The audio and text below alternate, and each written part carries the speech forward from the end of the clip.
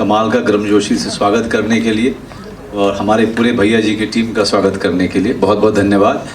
और हमारे सारे मीडिया के बंधु जो यहाँ पर आए हुए हैं, आप सभी को भी बहुत बहुत धन्यवाद कि आपने अपना समय निकाला ताकि आप हमारे फिल्म को कवर कर सकें।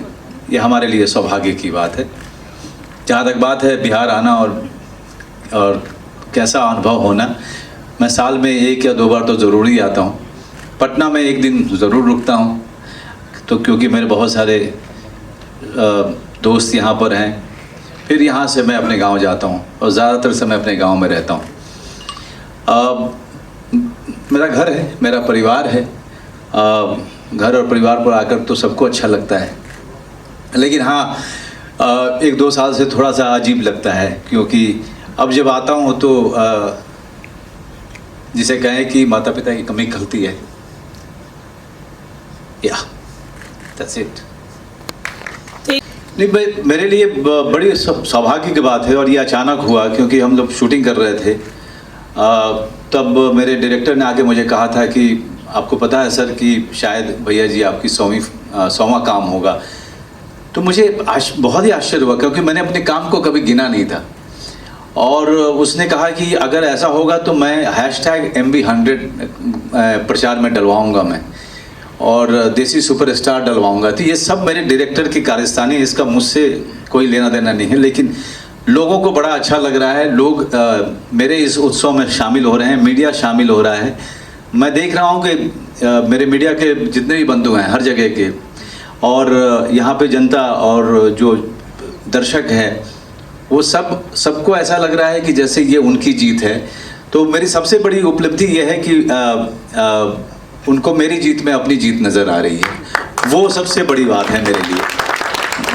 बाकी 100 काम करना और कोशिश ये करना कि हर काम पिछले से बेहतर हो, उसमें कई बार आप कुछ ख़राब भी कर जाते हैं, लेकिन ज़्यादातर काम जिसमें मुझे बहुत गर्व है कि ज़्यादातर काम जो मैंने किए वो कहानी प्रधान, चरित्र प्रधान फिल्में की मैंने।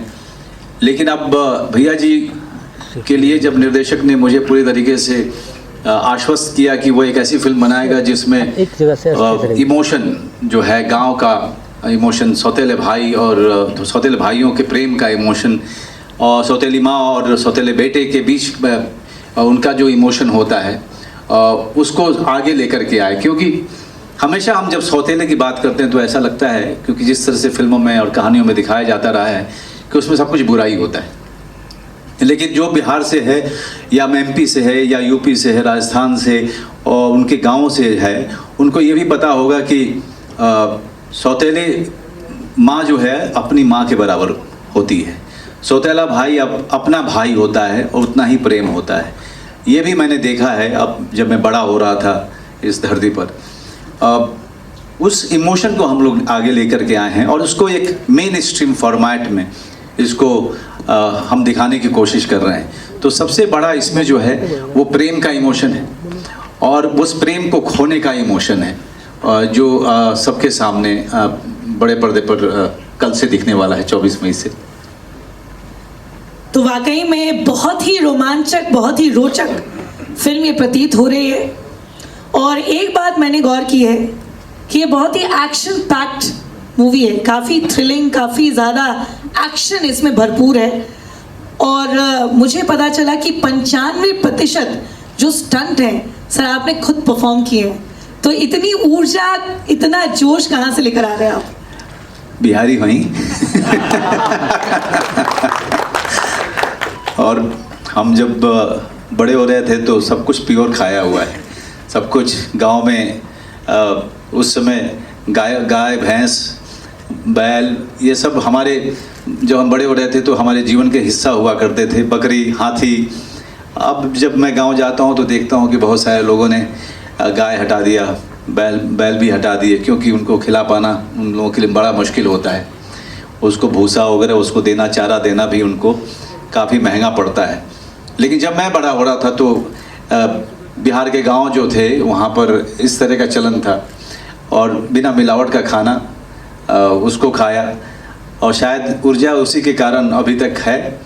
और आगे भी अब जो अनुशासन है मेरे जीवन के अंदर में, वो मेरा सबसे महत्वपूर्ण अंग है। वो उसके बिना मेरा जीवन चलता नहीं है।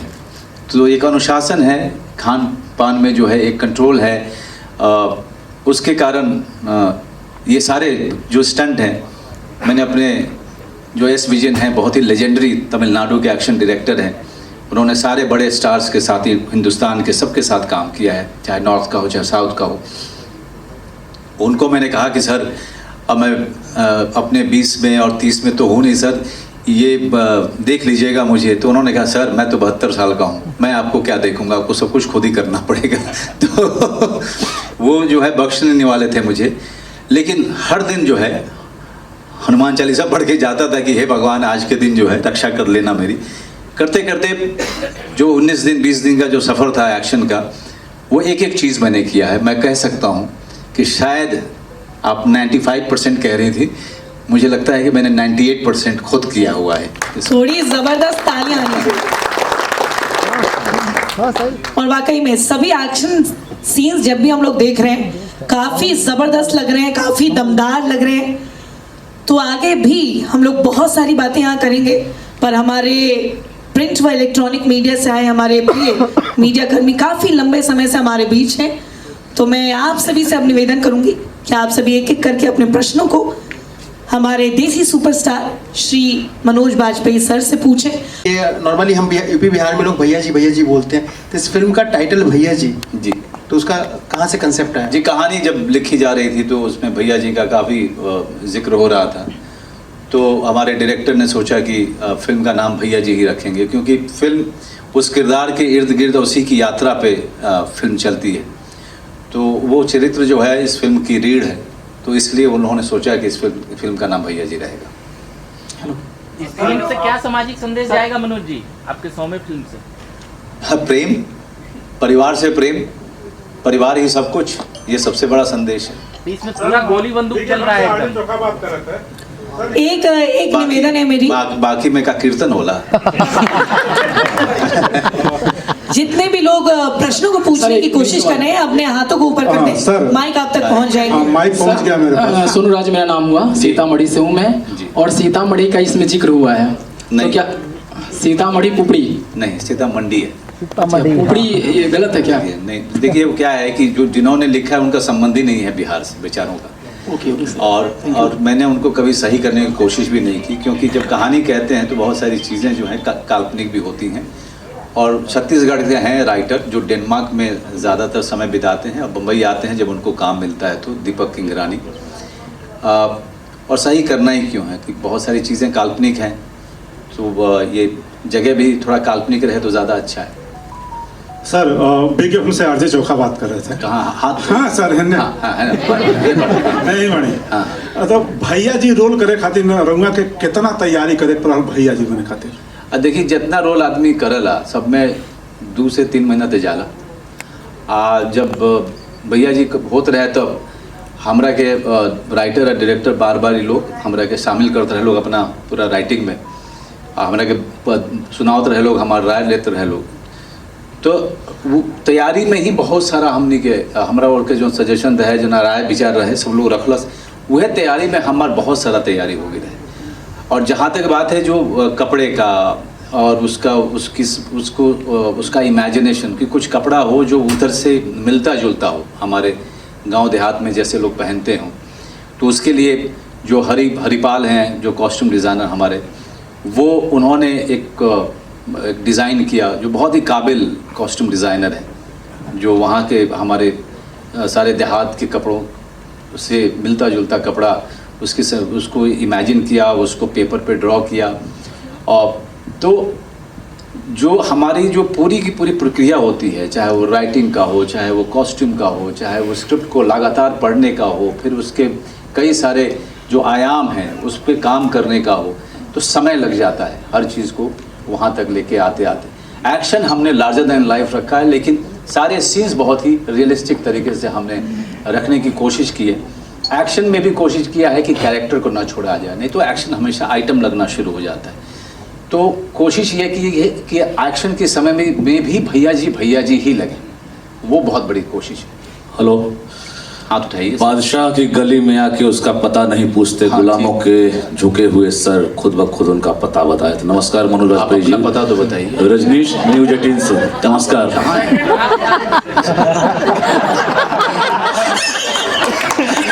तो ये इस डायलॉग के साथ ही आप चाहें कि बिहारी दर्शकों को बड़ा तोहफा दे रहे हैं, तो इस फिल्म के लिए क्या तोहफा देंगे? शतक मारने जा रहे हैं, शतक अपने आप में एक बहुत बड़ी एक सफलता है। जी, अच्छी मनोरंजक फिल्म। जिस तरह की फिल्मों ने मुझे बहुत ही जिसे कहें कि अभिभूत किया जब मैं बड़ा हो रहा था, जब मैं पढ़ाई लिखाई कर रहा था बेतिया शहर में, जब मैं फिल्में देखने जाता था तो शत्रुघ्न सिन्हा जी की फिल्में, विनोद खन्ना जी की फिल्में, अमिताभ बच्चन जी की फिल्में, उन फिल्मों को देखता था तो वहाँ से जो है दिमाग में ये बात आई कि मैं अभिनेता बनूंगा। तो इससे अच्छी क्या बात है कि उसी तरीके की मेन स्ट्रीम फिल्म जो हमारे लोगों की बात करती है, हमारे लोगों के इमोशन की बात करती है, रिश्ते की बात करती है, उसके साथ 100 फिल्म पूरी हो रही। तो ये एक मेरे लिए बहुत बड़ा क्षण है, जहाँ पर मैंने सोचा ही नहीं था कि मैं 10 फिल्म कर पाऊँगा वो इस कठिन इंडस्ट्री में। आज देखते देखते जो है इतने साल गुजरे और 100 फिल्म 100 प्रोजेक्ट के मुकाम तक पहुंचा मैं। ऊपर वाले का आशीर्वाद रहा, दर्शक गण का प्यार रहा, और सबसे ज़रूरी बात है कि मीडिया ने हमेशा मेरा साथ दिया। और आप ये मत समझना कि आप हैं इसलिए मैं कह रहा हूँ, क्योंकि मीडिया ने मेरा साथ कभी नहीं छोड़ा। चाहे मैंने जैसी भी कला फिल्में की, middle of the road cinema किया, बहुत कम मैंने मेन स्ट्रीम फिल्में की, उसके बावजूद मीडिया ने मुझे अपने सर आँखों पे बिठा के रखा। तो आप सबके कारण भी बहुत सारी चीज़ें मुमकिन हुई। मनोज वाजपेयी पॉलिटिक्स में आएंगे? यार पूछ हुए बात है 26 साल से यह लोग पूछा था मैं बोल चुका हूँ कि मेरा सपना है ही नहीं। देखिए, एक उसका कारण है, उसका बहुत बड़ा कारण है। अभी मैंने अपने माता पिता की बात की आपने, मुझे ये मौका ही नहीं लगा कि मैं उनके साथ समय बिता पाऊँ। मैं छोटा था तो मैं हॉस्टल में था, उसके बाद दिल्ली चला गया, वो गांव में थे। जब वो दिल्ली आए मेरे भाई बहन के पास, तब मैं मुंबई चला गया, तो कभी रहा नहीं उनके साथ में। तो जिस आदमी ने अपने सपने के लिए अपने माता पिता के साथ का त्याग किया हो, वो सब कुछ बनाया छोड़ के किसी ऐसे रास्ते पे क्यों जाएगा जो जिसके बारे में वो जानता नहीं है। और अभी भगवान मुझे मौके दे रहा है और इतना सारा स्नेह आप लोगों से मिल रहा है, तो मैं इसको एंजॉय करूँगा। ये सब कुछ, इस गली को छोड़ के मैं उधर चला जाऊं जहां जिसके बारे में पता नहीं, तो मुझसे बड़ा मूर्ख कोई नहीं होगा। इसमें एक्शन भरपूर दिखा है मनोज भैया, पर रोमांस कितना है? अरे तो हाथ उठाई इधर। हाँ जी, इसमें पूरा एक्शन दिखा है एकदम। हाँ। रोमांस भी कुछ है? आप जिस उम्र के हैं उसमें रोमांस जो की बात पूछना वाजिब है। देखिए, भैया जी जो हैं वो अपने पिता को उन्होंने वादा किया था कि जब तक अपनी जिम्मेदारी नहीं निभाएंगे तब तक वो जो है अपने स्वार्थ के बारे में नहीं सोचेंगे। जब फिल्म शुरू होती है तो भैया जी की शादी की तैयारी चल रही है, बेचारे मतलब शादी की उम्र भी निकल गई है, अब बेचारे को शादी करने का मौका लग रहा है, क्योंकि वह कहीं ना कहीं जिम्मेदारी पूरी हो रही है। सर, उसमें गाना भी है, इधर एक सवाल है सर, गाना भी है सर। इधर मनोज जी एक सवाल है, इनका तो सर इनका हो जाने दो सर प्लीज।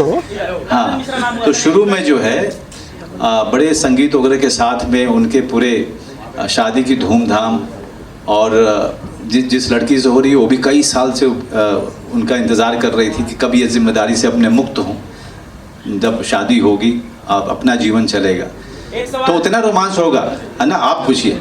हाँ, बॉलीवुड में एक शब्द है नेपोटिज्म, जो कि बहुत डिबेटेबल है। क्या मनोज वाजपेयी ने अपने करियर में नेपोटिज्म कहीं फेस किया है, या आज भी यूपी बिहार के लड़के जाते हैं तो क्या उनके साथ ऐसा होता है? बहुत अच्छा, मैं जानता था कि कोई ना कोई तो पूछेगा ही। मतलब ये सवाल भी जो है घिस चुका है। पहली बात तो ये कि मैं आप लोगों से दरख्वास्त करूंगा, ये हिंदी फिल्म इंडस्ट्री है, हिंदी फिल्म इंडस्ट्री बुलाएंगे, बड़ा सम्मान आप हमें देंगे। और मैं हर जगह बोल रहा हूँ, हर जगह ये बड़ा अपमानजनक शब्द है, लेकिन मैं जानता हूँ कि आप जानबूझ के नहीं कर रहे, क्योंकि ये चलन हो गया है, तो सब लोग उस तरह से बातें करते हैं।